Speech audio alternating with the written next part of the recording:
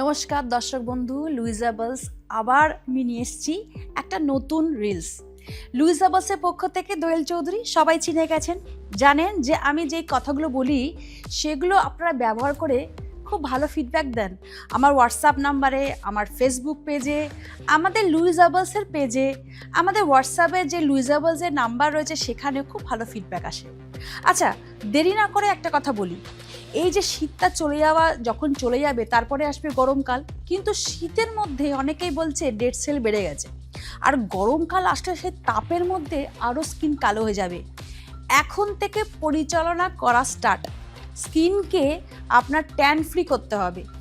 এই যে de-tan face wash আর de-tan mask, এটা ইউজ করুন।